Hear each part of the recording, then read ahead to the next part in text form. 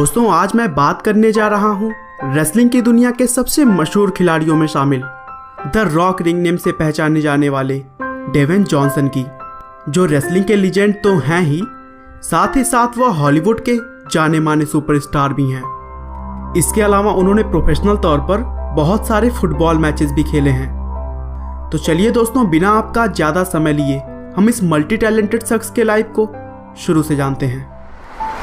The rock का जन्म 2 मई 1972 को कैलिफोर्निया के हैवर्ड में हुआ था। उनके पिता का नाम रॉकी जॉनसन है, जो एक मशहूर रेसलर रह चुके हैं, और उनकी मां का नाम एटा मैविया है, जो रेसलर पीटर मैविया की बेटी हैं। दोस्तों, रॉक एनओआई फैमिली से ताल्लुक़ रखते हैं, जिस फैमिली में उमागा, रिकिशी, योकोजुना और रोमन रेंस जैसे महान रेसलर्स ने जन्म लिया है। इसके अलावा उनकी कजिन सावेलिना फेनिन भी एक प्रोफेशनल रेसलर हैं, जिन्हें रेसलिंग की दुनिया में निया जैक्स के नाम से जाना जाता है, और वह WWE में रॉ ब्रांड के लिए खेलती हैं। दोस्तों, रॉक बचपन से ही अपने पिता को रिंग में खेलते देख रहे थे, लेकिन उनके अंदर प्रोफेशनल रेसलर बनने का कोई खास शौक नहीं था। हालांकि उन्हें फुटबॉल खेलना बहुत पसंद था और वे आगे चलकर फुटबॉल में ही करियर बनाना चाहते थे। रॉक का शुरुआती समय न्यूजीलैंड के ग्रेलिन में बीता, जहां उन्होंने रिचमंड रोड प्राइमरी स्कूल से अपनी पढ़ाई की।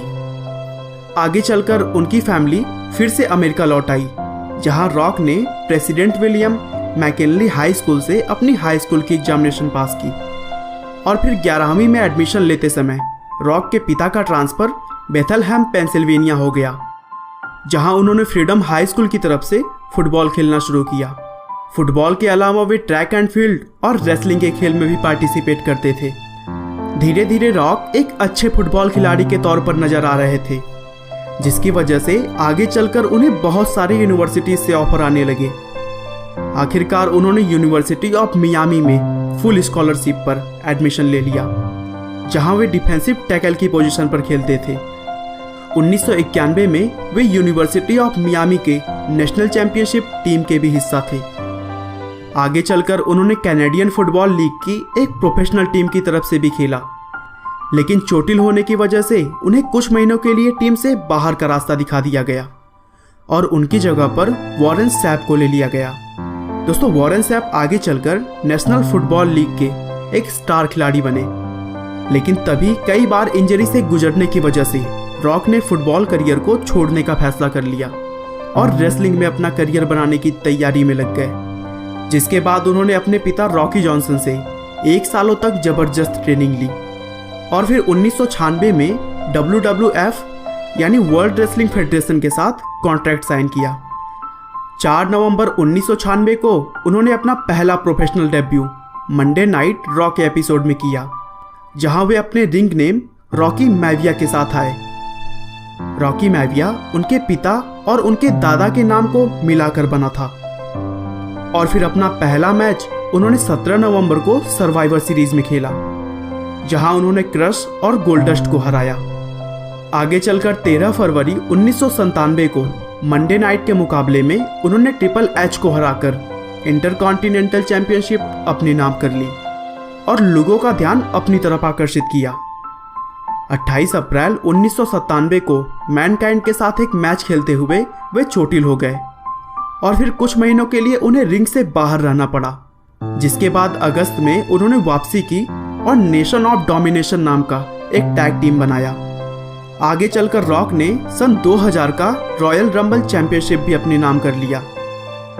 दोस्तों, अगर अभी तक की बात करें तो रॉक ने 8 बार WWE चैंपियनशिप, 2 बार WCW चैंपियनशिप, 2 बार इंटरकॉन्टिनेंटल चैंपियनशिप और 5 बार WWF टैग टीम चैंपियनशिप अपने नाम कर चुके हैं।